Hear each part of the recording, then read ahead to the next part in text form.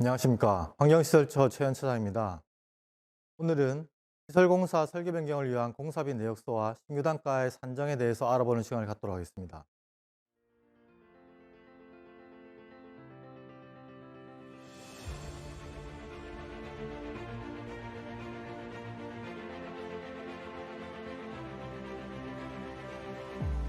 순서는 설계 변경 개념의 이해, 공사비 내역서의 구성, 신규 단가의 산정 순으로 말씀을 드리겠습니다. 먼저 설계 변경 개념의 이해입니다. 먼저 용어에 대해서 알아보도록 하겠는데요. 추정 가격, 추정 금액, 예정 가격, 낙찰률 이런 용어들은 실제 설계 변경 때 많이 사용되는 용어이지만 제대로 숙지하지 못하고 있는 경우가 많은데요. 설계 변경 같은 경우는 저희가 설계 내역서 상에 나온 금액을 보통 설계 금액이라고 얘기를 합니다. 설계 금액은 실제 추정 금액과 거의 유사하게 사용이 되는데요. 총공사비라고 표현할 수도 있겠습니다. 추정 금액은 추정 가격과 부가가치세, 관급자재를 일컫는 용어인데요. 추정 가격 자체는 예정 가격 결정을 위한 가격입니다. 실제 이 추정 가격은 공급가액, 그러니까 설계상에 나와 있는 설계 공사비에서 공급 가액만을 지칭하는 단어가 되고요.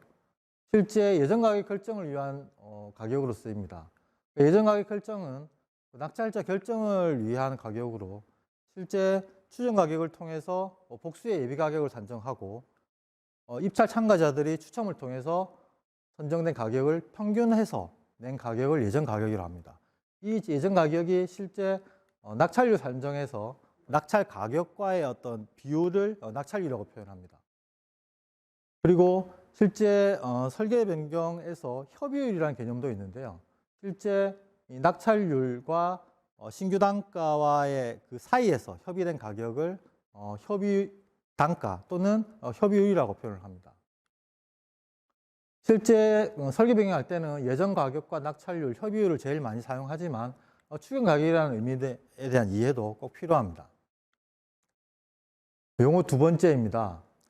실제 설계 변경할 때는 표준 시장 단가 또는 실적 공사비나 실적 단가라고도 표현을 합니다. 그리고 해당 사업이 기타 공사인지 통키 공사인지 또는 기타 계약 내용의 변경, 계약 금액 조정 이런 용어를 많이 사용하는데요. 실제 설계 변경이라는 의미는 실제 실적 보고 행위의 결과를 얘기를 합니다. 이 실적 보고라는 의미를 설계 변경과 같이 쓰이기도 하는데 법규상으로는 약간 다른 의미로 사용이 됩니다. 그리고 단가 산정에 있어서 이 과거에는 실적 공사비 또는 실적 단가라고 했지만 현재는 약간 그 개념이 좀 바뀌어서 현재는 표준시장 단가로 쓰이고 있고요. 추정 가격 100억 원 이상, 앞서 말씀드린 추정 가격 공급가액이죠. 설계 때 산정된 공사비의 공급가액, 그 공급가액이 100억 이상일 경우에는 표준시장 단가를 의무적으로 사용하도록 하고 있습니다. 다음으로 기타 개혁 내용의 변경입니다. 실제 설계 변경과 같이 혼용해서 쓰기도 하지만 정확한 의미는 운반거리나 공사기간 등의 계약 내용의 변경을 기타 계약 내용의 변경이라고 합니다. 설계 변경과는 약간 구분이 됩니다. 그리고 계약 금액 조정이라는 게 있는데요. 실제 이거는 입찰 방식에 따라서 설계를 누가 했느냐에 따라서 약간 차이가 있습니다. 그래서 실제 설계 변경에 따른 계약 금액 조정 이런 식으로 표현을 하는데요. 실제 설계 변경은 설계에서의 변경만을 의미하며 이 설계 변경에 따른 계약 변경 행위 자체를 이제 계약 금액 조정이라고 표현을 합니다. 그리고 기타 공사 같은 경우는 실제 내역 입찰 공사와 총액 입찰 공사를 기타 공사라고 얘기를 하며 턴키나 대안, 기술 제한 같은 경우를 기술형 입찰 공사라고 합니다. 이 부분은 이제 입찰 방식에 따른 책임 범위의 차이에 따라서 이렇게 구분이 됩니다. 설계 변경과 계약 금액 조정 규정에 대해서 간단하게 살펴보도록 하겠습니다. 먼저 건설기술진흥법입니다. 원래 건설기술진흥법에는 설계 변경과 관련된 규정은 특별히 정하고 있는 게 없었는데요. 19년 4월에 실정보고라는 용어와 절차와 조치사항에 대해서 새롭게 규정한 부분이 있습니다. 실제 시공자가 실적 보고를 하게 되면 감리자나 또는 감독자가 14일 이내에 검토해서 발주청에 보고를 하도록 규정하고 있으며, 발주청은 14일 이내에 검토해서 결과를 통보하도록 건설기술진흥법에서 규정하게 되었습니다. 그리고 벌칙 조항도 신설이 됐는데요. 실적 보고를 하지 않거나 거짓으로 한 자, 또는 실적 보고 문서를 접수하지 않은 자는 1년 이하의 징역, 1천만 원 이하의 벌금에 처하도록 규정이 됐기 때문에, 과거처럼 구두상으로 실적 보고에 대한 어떤 반려나 또는 보완 행위보다는 문서로 접수를 하고 문서로 반려나 또는 보완 요청을 하시는 게 발생을 예방할 수 있는 그런 절차를 지키셔야 되는 그런 내용이 되겠습니다. 다음으로는 이제 계약법령입니다. 계약법령과 이제 행정규칙에서 설계 변경과 계약금액 조정에 대해서 구체적으로 정의를 하고 있습니다. 저희 공단 같은 경우는 이제 지방계약법이나 또는 국가계약법을 적용하는 공사가 각각 있으니까 그거에 그거 적용하는 법령에 따라서 내용을 보시면 될 것 같고요. 지방계약법 같은 경우는 시행령 74조, 시행규칙 73조 등에서 규정을 하고 있으며, 행정규칙 같은 경우는 행정안전부 예규로서 지방자치단체 입찰 및 계약 집행 기준에서 규정하고 있고, 1장과 13장, 여기서 실비 산정이나 보험료 정산, 설계 변경이나 계약금액 조정에 대해서 규정하고 있으니, 해당 업무를 시행하실 때는 항상 이 행정규칙을 보시고 진행하시면 될 것 같습니다. 다음으로 설계 변경 요건입니다. 설계 변경은 반드시 설계서의 변경을 전제로 하여야 합니다. 설계서는 통상 설계 도면, 시방서, 물량 내역서, 현장 설명서로 구성이 됩니다. 이거는 이제 기타 공사 기준이고요. 기술형 입찰 공사의 경우에는 물량 내역서가 없다든지 이런 부분이 약간씩은 차이가 있습니다. 따라서 이 설계서의 변경에 대해서만 설계 변경이라고 할 수 있습니다. 실제 이제 설계 변경 자체는 설계서의 상호 모순, 오류, 현장 상태와 설계서의 상의 등등에 따라서 설계서가 변경될 경우에 설계 변경을 진행하시면 되고요. 발주자나 또는 시공자 요청, 그리고 실정 보고 이런 형태로 해서 진행이 됩니다. 앞서 잠깐 말씀드린 것처럼 설계 변경에 따른 금액과 계약 금액 조정은 이제 불일치하는 경우가 있습니다. 기술형 입찰 공사의 경우인데요. 예를 들면 턴키 공사 같은 경우는 실제 설계서의 변경 자체가 총 공사비를 초과하지 못하게 하는 계약 금액 조정 제한 규정이 있습니다. 세부 내용은 관련 규정을 참고하시면 될 것 같습니다. 다음으로 설계 공사비 내역서의 구성에 대해서 좀 알아보도록 하겠습니다. 먼저 이제 내역서의 종류와 의미에 대해서 좀 알아볼 건데요. 실제 내역서는 설계 내역서, 물량 내역서, 산출 내역서 정도로 크게 구분할 수 있겠습니다. 설계 내역서는 앞서 말씀드린 예정 가격을 산정하기 위해서 설계 당시에 산출한 내역서가 되어 있습니다. 실제 입찰 시에는 이제 공개되지 않고 착공 후에 설계 도서를 제출받을 때 그때 이제 하게 되는데요. 실제 예정 가격 결정 등을 위해 사용이 됩니다. 그리고 물량 내역서는 실제 이 설계 내역서에서 분명 규격, 물량만을 남기고 단가와 금액을 지운 그 내역서를 물량 내역서로 합니다. 이 물량 내역서는 설계서에 포함이 되며 실제 입찰 참가자에게 공개가 됩니다. 그래서 입찰 참가자가 이 내역을 보고 다른 설계 도서와 함께 그 내용을 보고 이제 입찰에 참가하는 그런 형태가 되겠습니다. 다음으로 이제 산출 내역서입니다. 실제 이제 계약 내역서라고도 부르기도 하는데요. 이 물량 내역서에 단가와 금액을 기재한 입찰 참가자가 또는 계약자가 작성한 내역서가 되어 있습니다. 실제 기성이나 준공대가를 지급하는 기준이 되죠. 다음으로 이제 산출 근거에 대해서 좀 보겠습니다. 실제 설계 내역서를 작성할 때 발주자는 이 산출 근거를 통해서 세부 품목별 단가를 산정을 하고 설계 내역서를 작성하게 됩니다. 그래서 이 부분은 이제 표준시장 단가, 1위 대가, 단가 산출서, 견적서 등으로 해서 구성이 되는데요. 실제 적용하는 순서는 100억 원, 추정가격 100억 원 이상일 경우에는 표준시장 단가를 가장 우선해서 적용을 하셔야 되고, 그 이후에 1위 대가표, 또는 단가찬출서 등등으로 이제 구성을 하시면 되겠습니다. 그 기타 공사 같은 경우 산출 근거를 시공사로부터 제출받지 않는 경우가 많은데 규정상으로 제출받게 되어 있고요. 그리고 설계 변경을 하게 되면 계약금액 조정을 위해서는 이 시공자가 제출한 산출 근거, 그러니까 뭐 1위 대가표나 단가 산출서가 되겠죠. 이런 부분이 또 필요할 경우가 있습니다. 뭐 일식 단가를 약간 좀 흔든다든지 이럴 경우에는 꼭 필요하기 때문에 착공했을 경우에는 시공자로부터 이 산출 근거를 받아서 보고를 하시는 게 좋습니다.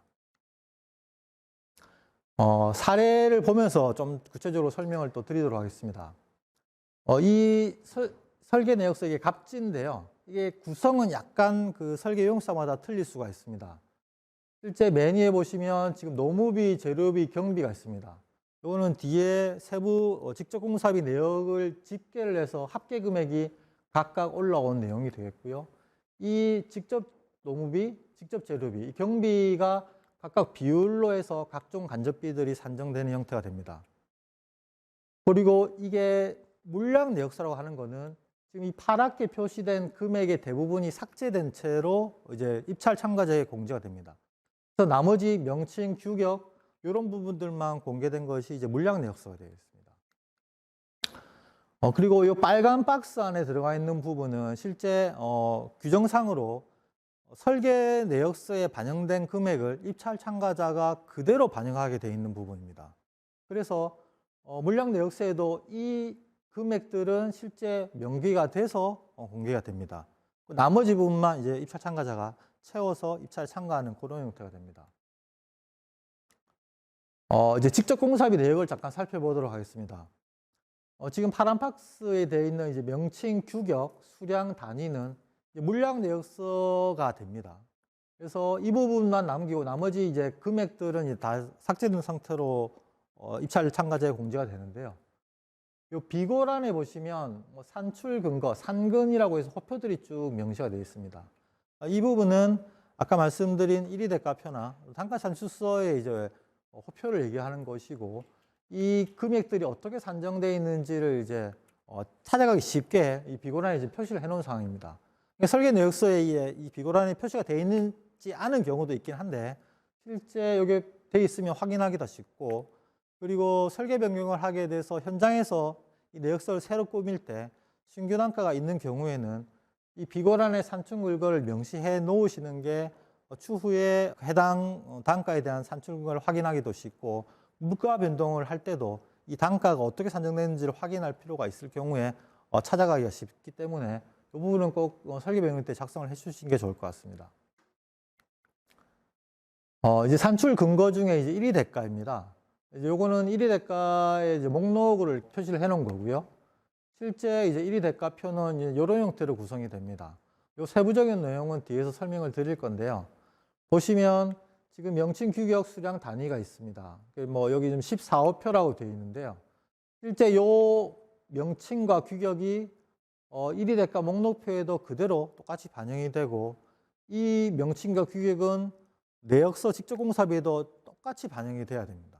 이게 상이할 경우에는 이게 다른 품목이나 규격으로 볼 수가 있기 때문에 실제 설계 변경에서 작성을 하실 때 이걸 일치시켜 주셔야 됩니다.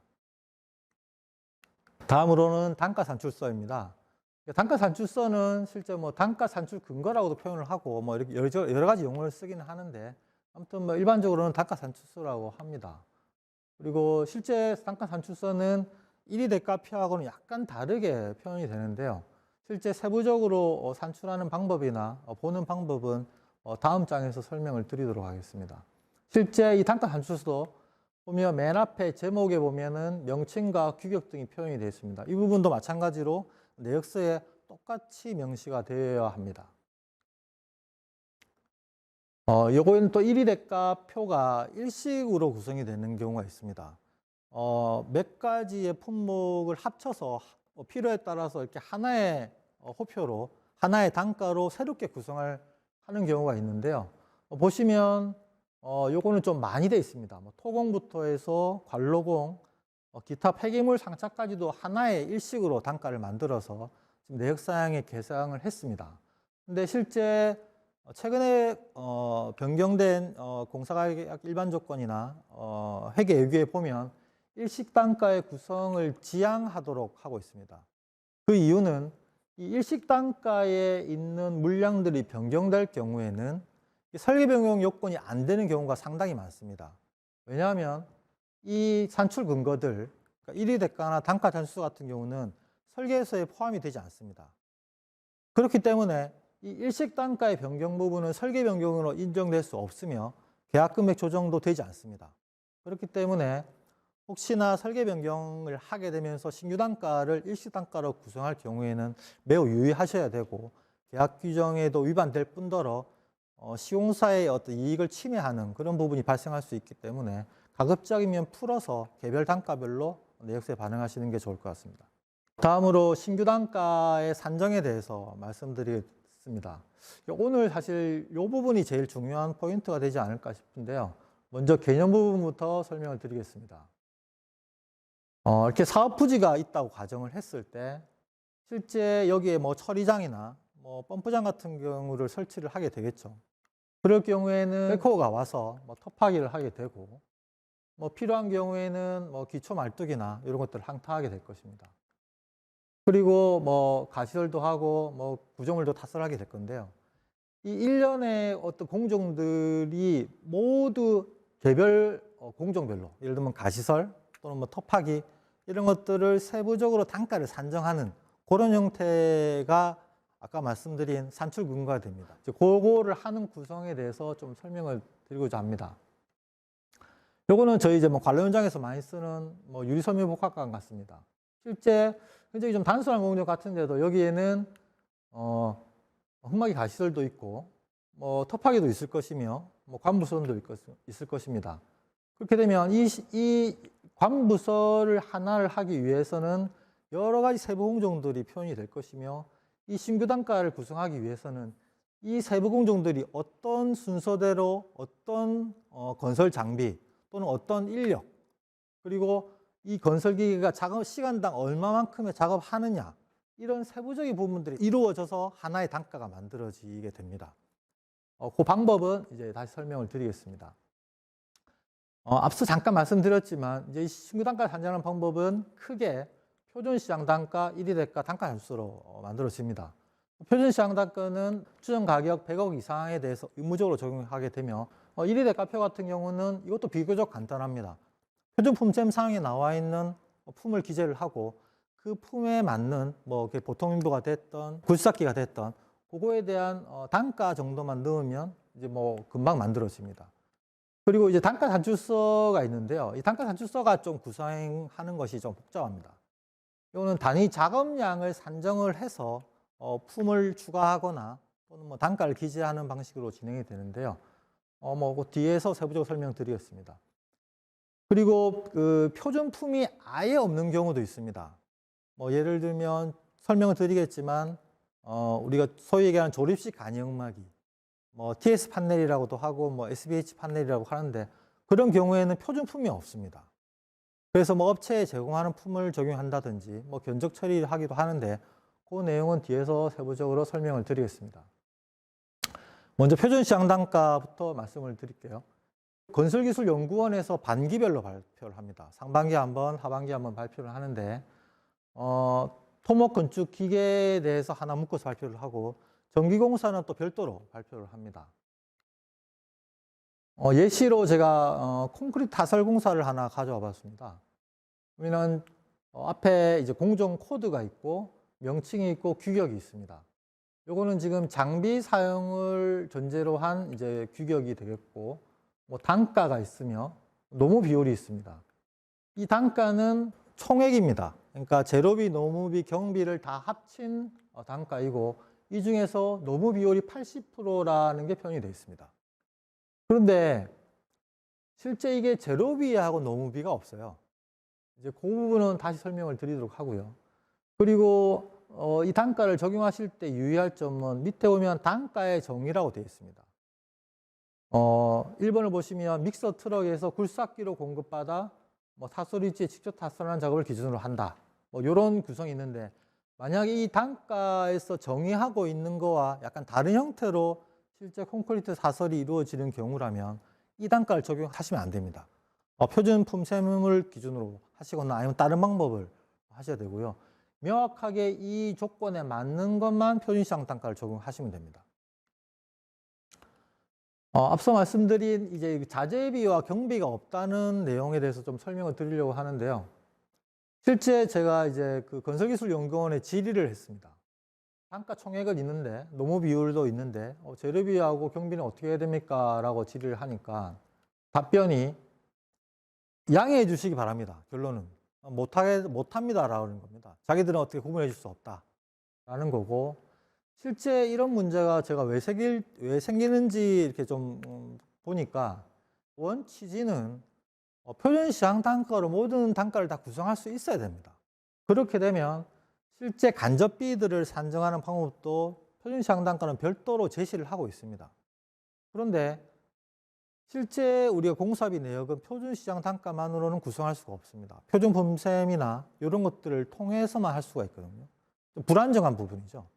그래서 실제 우리가 구성을 할 때는 표준시장 단가와 일일대가나 단가 준수를 한 거와 함께 이제 공사비 내역서를 구성하게 됩니다.